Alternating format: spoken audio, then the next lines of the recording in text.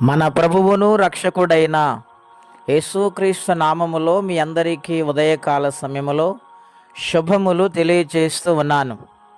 ప్రిలారా, దేవుని వాక్యమును ధ్యానిందాము. యెషయా గ్రంథం 49వ అధ్యాయము 15వ వచనం. స్త్రీ తన గర్భమున పుట్టిన బిడ్డను కరుణింపకుండా తన చంటి పిల్లను మరుచునా?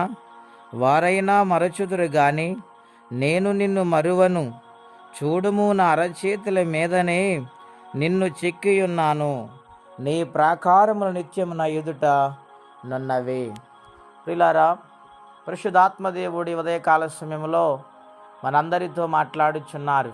ఆయన సర్వ సృష్టికర్త అయిన దేవుడు, సర్వ మానవాళిని ప్రేమిస్తున్న దేవుడు. తల్లైనా మర్చిపోద్దేమో కానీ నేను నిన్ను మరువనంటే అవును ప్రియులారా, తల్లి ఎంతో గారాభంగా చూస్తుంది, బిడ్డను ఎంతో ప్రేమిస్తూ ఉన్నది. కానీ ఒకానొక సమయంలో నిద్రపోతున్నప్పుడు మర్చిపోతూ ఉంటుంది. బిడ్డను బయటకు పంపించినప్పుడు కొన్ని సమయాల్లో మర్చిపోతూ ఉంటుంది.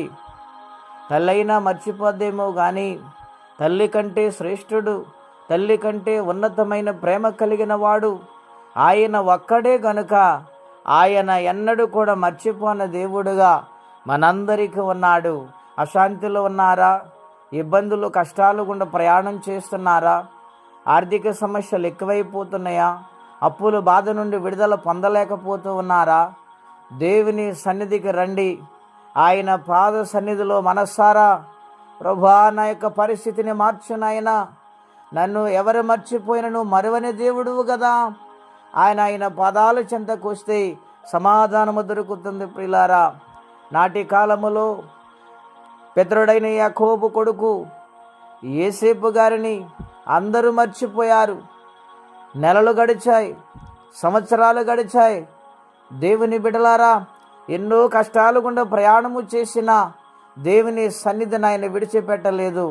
ఎన్ని సమస్యలు వచ్చినా, నిందలు వచ్చినా ఆయన దేవుని విడిచిపెట్టలేదు గనుక వారి తండ్రి మర్చిపోయాడు, వారి అన్నదమ్ములు మర్చిపోయారు, వారు ఉన్న సమస్తమును మర్చిపోయారు. కానీ దేవుడు ఆయన్ని మర్చిపోలేదు. ప్రియులారా, దేవుడు ఆయన్ని జ్ఞాపకము చేసుకున్నారు. దేవుడు ఆయన్ని కనికరించారు గనక ఐగుప్తు దేశం అంతటికి ఉన్నతమైన అధికారిగా దేవుడు ఆయన మార్చారు. ప్రియులారా, మరువని దేవుడు ఆయనే, విడువని దేవుడు ఆయనే. ఆయన అంటూ ఉన్నాడు హెబ్రీయులకు రాసిన పత్రికలో, ఇశ్రాయేలు వినుము, నేను నిన్ను విడువను, నిన్ను ఎన్నడూ ఎడబాయనని వాగ్దానము చేస్తూ ఉన్నాడు. యోసేపుని మరువని దేవుడు, యోసేపుని విడువని దేవుడు ఈ ఉదయ కాల సమయంలో మనందరితో మాట్లాడుచు ఉన్నాడు. నీ మనసారా దేవుని పాదాల చెంతకు చేరి నీవే దిక్కు నాయనంటే ఆయన విడిచిపెట్టే దేవుడు కాదు. ప్రియులారా, గనుక ప్రభు చెంతకు రండి. ఏ సమస్య ఉన్నా దేవునికి తెలియచేయండి. దేవుడు నిశ్చయముగా తల్లి కంటే ఎక్కువగా నిన్ను కనికరించి బాగు చేస్తాడు. నువ్వు బలహీనంగా ఉన్నావా? అనారోగ్యముతో బాధపడుతున్నావా? దేవుడు పిలుస్తున్నాడు. ప్రియ స్నేహితుడా, ప్రియ సోదరి, ఈ ఉదయ కాలము దేవుడు నిన్ను పిలుస్తూ ఉన్నాడు. చేతులు జోడించి నమస్కారము చేసి మనసారా నన్ను ముట్టునాయనని అంటే ఆయన ఖచ్చితంగా నీ పట్ల కార్యము చేస్తాడు. అటువంటి గొప్ప కార్యము పొందుకొని దేవుని చెందులో సాక్షిగా నిలిచిపోదాం. దేవుని రాకడకు సిద్ధపడదాం. అట్టి కృపా తీర్మానం పరిశుద్ధాత్మ దేవుడు మనందరికీ దయచేయునుగాక. ప్రార్థన.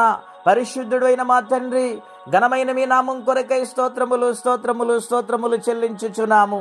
ఈ ఉదయకాలం మాతో నేరుగా మాట్లాడటానికి మీరు ఇష్టపడ్డారు ప్రభువా. తల్లైనా మర్చిపోద్దేమో కానీ నేను నిన్ను మరువను, నిన్ను విడివనని వాగ్దానము చేస్తున్న నా తండ్రి, నాయనా, నీ చేతుల్లో మమ్మలను దాయండి ప్రభువా. ప్రతి కష్టము నుండి విడిపించండి, ప్రతి సమస్య నుండి విడిపించండి, ప్రతి రోగము నుండి విడిపించండి ప్రభువా. ఎవరే కష్టములో బాధలో ఉన్నారు చేయి చాపి వారిని ఆదరించమని, ఈ దినము దీవెనకరంగా మార్చమని యేసుక్రీస్తు వారి పుణ్యనామమున ప్రార్థించి స్తుతించి వేడుచున్నాము తండ్రి. ఆమేన్. దేవుడి నిండారుగా మనలను దీవించును గాక. ఆమేన్.